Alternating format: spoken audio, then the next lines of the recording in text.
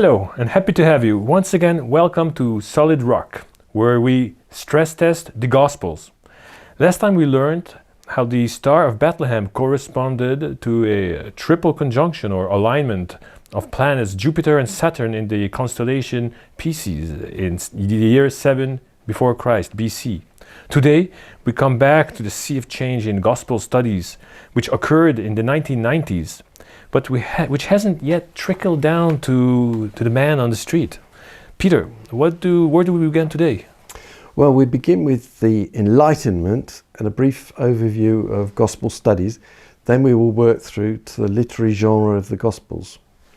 Can you explain to us the term Enlightenment? What do you mean by that?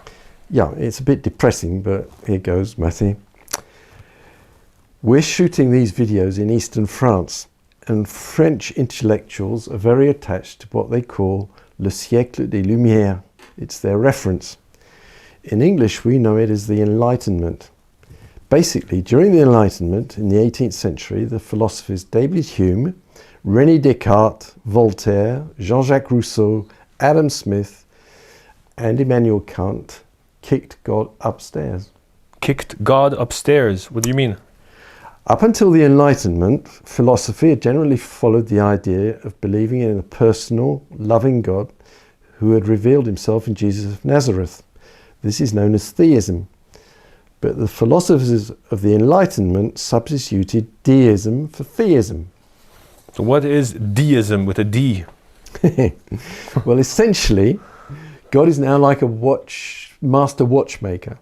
He makes the mechanism of the universe, he sets it working, but then he goes away and he leaves it. He does not intervene in his creation. He's far away and he's lost interest in it. We humans are now the captains of our own fate. We no longer need God. He is no use to us. What were the consequences of this switch to deism?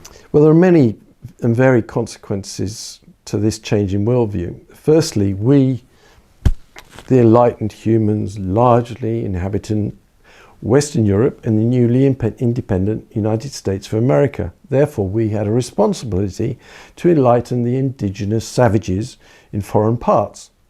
Sometimes Christian missionaries were sent, but the main impetus was empire, economic and military power. There were political, social, industrial, moral, religious consequences too, but we do not have the space to go into all this. So what were the consequences for gospel studies or studying the Gospels? Well, obviously in the Enlightenment view, Jesus had most certainly not risen from the dead, and all the miracles of Jesus just flew out the window.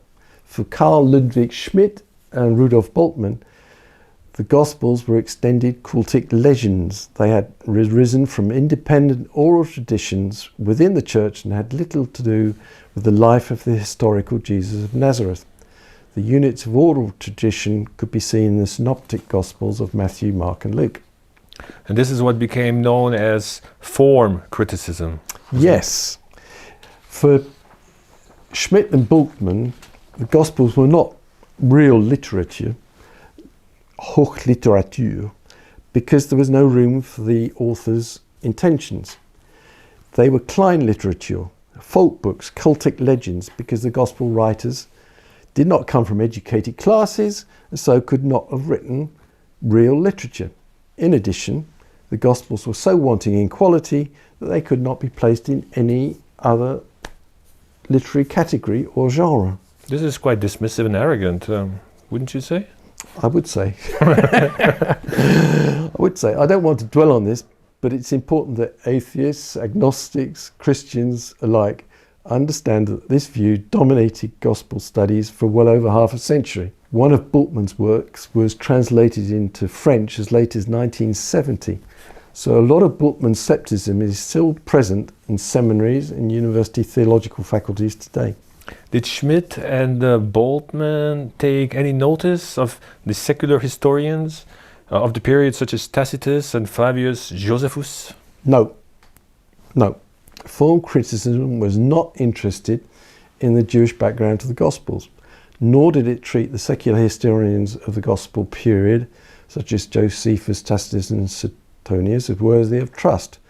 This was very convenient for them because it meant that form critics could ignore any historical evidence that went contrary to their affirmations. Yeah, pretty convenient, as you say, but what about seminaries or theology faculties at universities? Well, catastrophe, as we say in French. Form criticism bore down like a tidal wave and engulfed the majority of Protestant theological colleges, seminaries and university theological faculties in Germany, Britain and America. Few resisted. Some of those resisting in Germany, Britain and America called themselves evangelical. They still believed that the Gospels were historical and reliable, while using some of the tools of biblical criticism, such as textual criticism. For the man in the street, however, the damage had been done. He no longer considered the Gospels to be reliable, and in his mind, Jesus became the subject of legend. He was no longer a real figure of history. What about redaction criticism? Well, redaction criticism came a bit later. It came to the fore in the 1960s and 1980s. It was interested in the theological purposes of the Gospel writers. This meant that questions concerning their literary intentions and so on, including genre, could not be far behind.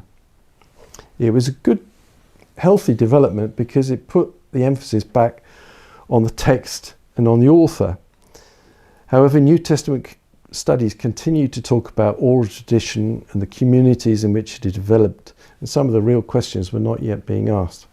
What about the Roman Catholic Church? Was it immune to all these theological arguments?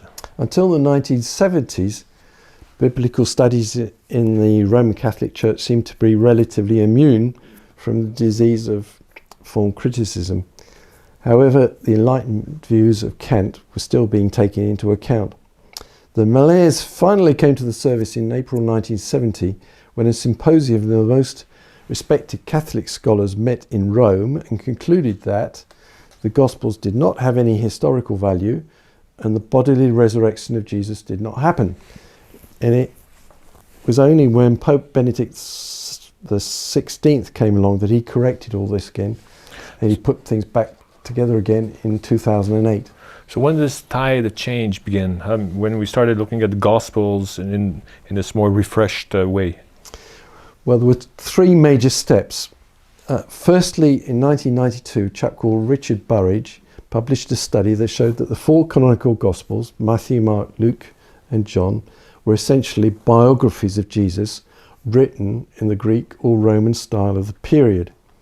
This meant that they were Hochliteratur and not Kleinliteratur rubbish. Secondly, N.T. Wright, known to his friends as Tom Wright, published the first volume of his blockbuster series Christian Origins and the Question of God, which came to dominate Jesus' scholarship. Okay, so when did this real breakthrough occur? Well, Burridge had already been able to say that the Gospels were not written by committees about concepts for communities. Instead, they were essentially biographies of Jesus, written by a person, about a person, Jesus, for other persons. And then Richard Bauckham, in a paper in 1995, and later in his masterpiece, Jesus and the Eyewitnesses, which was published in 2006, demonstrated that the Gospels were historical and based on eyewitness testimony. And that was the breakthrough. Okay, we need to dwell on this important point a little bit more. Where does this leave us today? Well, it means that all the tenets of form criticism have been shown to be null and void. The Jewish background to the Gospels is now taken into account. So are the secular historians of the time, like Tacitus, Suetonius and all this. The Gospels are historical. They're based on eyewitness testimony. Intellectually, everything is much, much more rigorous, even if this sea change will take some time to trickle down into the theological colleges and seminaries. So what do we mean by literary genre? Well, whenever we take into our hands a document to read, we consciously or unconsciously have an idea of what it's about, and of what we expect to find in it. Now you see, this is my gas bill. And this is a letter I've received from somebody. Now, obviously, I don't approach these two documents in the same way. For the gas bill, I'm interested in how much gas I've consumed and how much I've got to pay. On the other hand, in this letter from a friend, I'm interested in where he's writing from, how he is, hoping that his family are prospering and are in good health. I don't expect a letter from my friend to tell me about my gas consumption. I don't expect my gas bill to tell me how my friend is getting on, because they're quite different categories or genres of documents. Burridge puts it this way: genres are conventions which assist the reader by providing a set of expectations to guide his or her understanding. Such expectations are corrected and further refined in the light of actual reading. Okay, so let's bring the focus back onto the Gospels. Mm-hmm. Why is the genre of Gospels so important?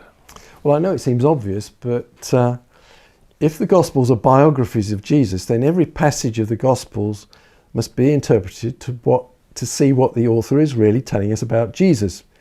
Jesus is the centre of Christianity, and that's why we've got the Gospels. It's interesting that similar documents do not exist in Judaism or anywhere else. And these Gospels were written that you may believe that Jesus is the Christ, the Son of God, and that by believing you may have life in his name. That's from John 20, verse 31. Amen. Peter, I believe that you have a little test for me. Yes. So let's see it. Yes. Well, I've placed on this table, Matty, I've placed a biography, I've placed a history book, and I've placed this little book which seeks to explain eternal truths in images. I just want to first of all ask you which of these genres we find in the New Testament.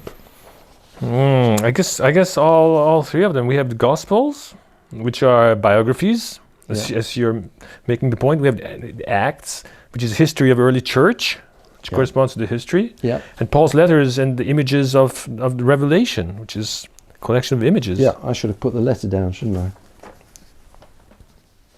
Yes, absolutely. So the first rule for anybody who's approaching a document, whichever document it is, but particularly when it comes to reading the Bible, we have to approach any document according to what genre it is. We don't approach my letter in the same way as I approach my gas bill. We have to come and we try and let the document speak for itself. This is important when we read the Bible, whether we be atheists, agnostics, or Christians. I've got another test for you, Matty. I hope I can live up to your expectations, Peter. Well, just hold on tight. This time I'm going to put some books on the table. And I want you to tell me which of them you find in the Old Testament, which genres you find in the Old Testament, and which you don't. So, here goes. We've got the history book again.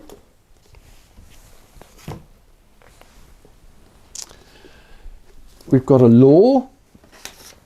This is a law about environmental things in the United States.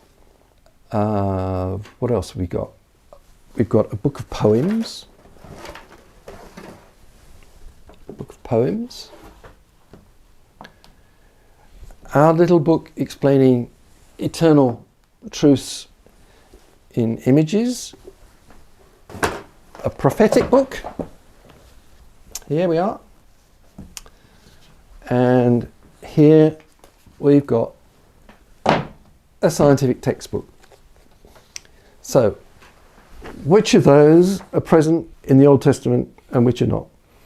I guess almost all of them. I mean, we have prophecies in the Old Testament, in the New Testament. We have images. We have poems in Psalms, and we have the biographies. We have laws, certainly. Except, I guess the odd one out is the science, the scientific book. Yeah. Just as we can't expect answers about my gas consumption in the letter from my friend, we can't really expect detailed scientific explanations from the Bible or from the Old Testament. Yes, I guess the Old Testament was written to describe the journey of the people of Israel, and maybe to answer the question why, the question why concerning the creation, but not the how, perhaps. But the main conclusion today is so important, actually, and we need to come back to this. The Gospels are historically reliable. They are biographies of Jesus, written in the Greek and the Roman style of the time. And they are based on eyewitness testimonies.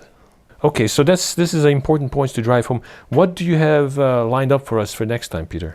Well, next time we're going to examine the origins of the Gospels, beginning with Luke and with Acts. In particular, we'll introduce the methods that we'll use for doing this.